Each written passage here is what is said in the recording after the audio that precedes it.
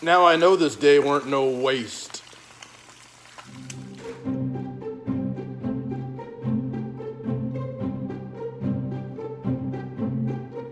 Hello everyone, I'm Tim and it's terrific. Thank you for joining me. I do appreciate it. Today I get to check off a book on the I want list that I'll sometimes refer to as the bucket list of books.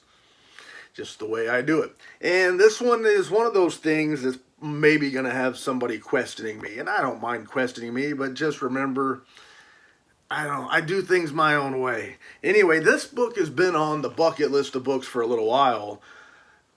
At the same time, I just read the book for the first time this last week. So how does that make sense? I don't know. I've been a Ray Bradbury fan, and I haven't read Something Wicked This Way Comes until this last week.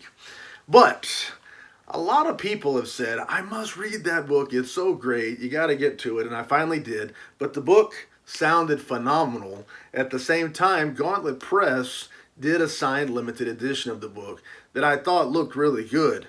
So for a while now, I've had that book on the bucket list of books, the I want list. The books that are out there that I really, really want for my collection. Therefore, I wanted a book that I hadn't read. Sorry, that's just the way it goes. Anyway, that's a long way around the bend. I finally read the book, and I love it, man. It's 5 stars for my taste. Easy, check, great book. And the book may not be for everyone, which is why I could understand why its Goodreads popularity rating has it at 4 out of 5 stars. I get it. It's got a very, very poetic language, a sort of abstract form of storytelling that Ray Bradbury puts in most or all of his writing. It's not a straight, flat out, here's what happened, here's what he thought sort of a story. There's a whole lot of beauty in the language, and I can see how that might be off-putting to some. But a relatively very simple story. 2 kids, they're 13, 14, right around there.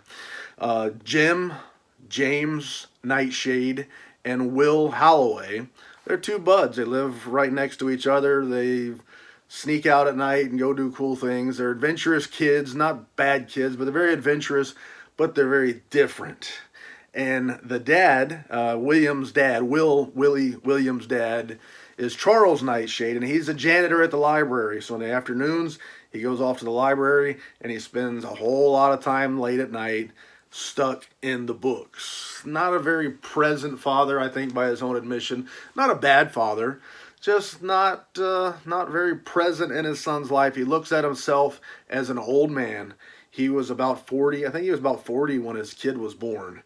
So now he's in his mid-50s, and he's got kids that are full of energy. He's got a kid that's full of energy and doing energetic things. He can't keep up, and he feels like he can't be the father that the kid needs.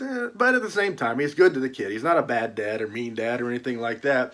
He's just invested in his books and stuff like that, and not as invested in talking to the boy and things like that. Anyway, it's October. It's late October, October 24th, I think, and the carnival has come to town. It's not time for the carnival yet, but the carnival's come to town, and there's some strange happenings. Something is afoot, and evil came with the carnival. So Jim and William, and Dad end up having to take on some very interesting bad guys in the carnival, and I'll just leave it at that. But it's a great book, phenomenal book. I'm going to read it again.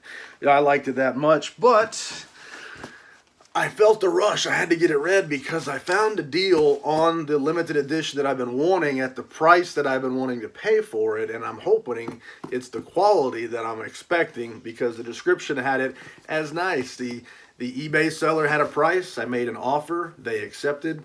Here it comes. It's in the mail. Glad to have it. Excited to get it. And here it is. So how about doing me a favor? Cross the fingers. Hold the breath. I'll hold my breath for a second.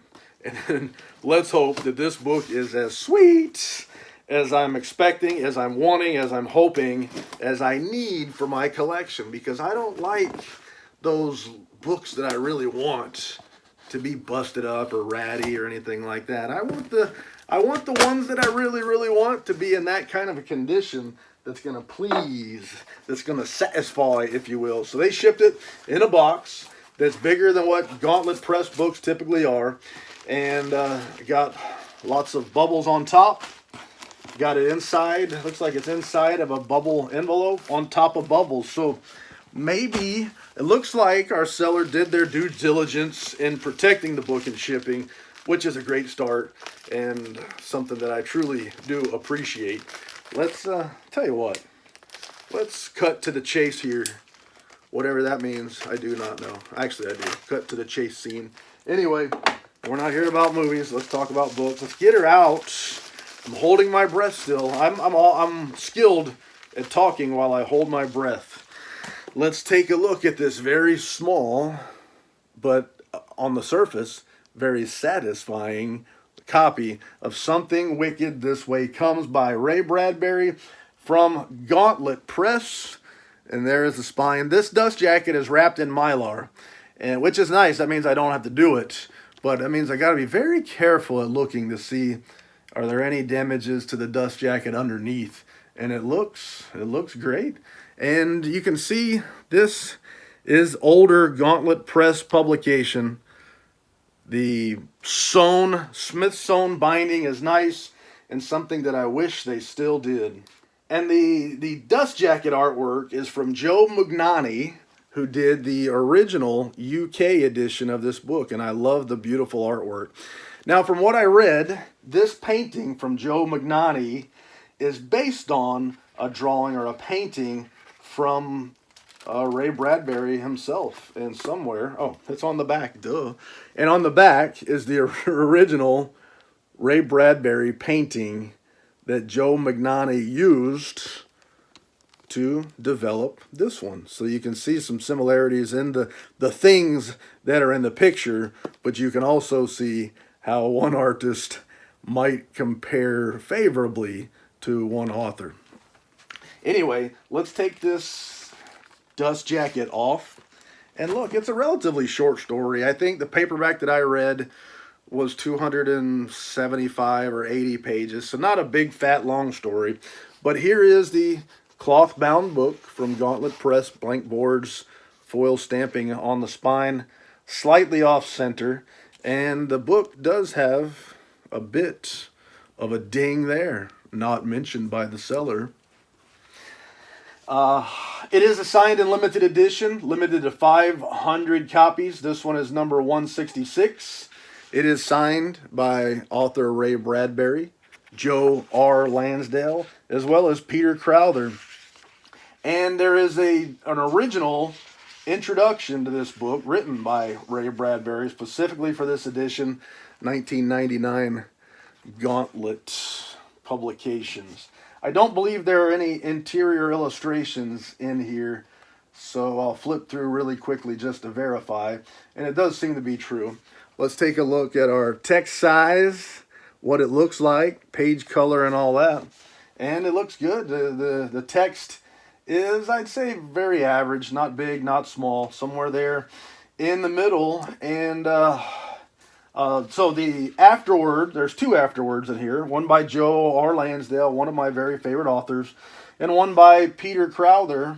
And I think, wrapping it all up, that's my copy, my eBay purchase of Something Wicked This Way Comes by Ray Bradbury. And I'll say this, if you haven't read the book, read the book. It took me a while to talk myself into getting into it. And in fact, I started a book called The Magus, and I got almost halfway through.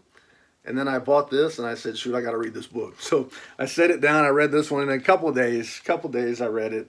And there it is. I really like it. Really glad to have it. Beautiful artwork on the cover. A nice signed limited edition signed by the author. And I can think of no more lies to tell. Thank you for your time. C'est la vie, baby. Doo-doo.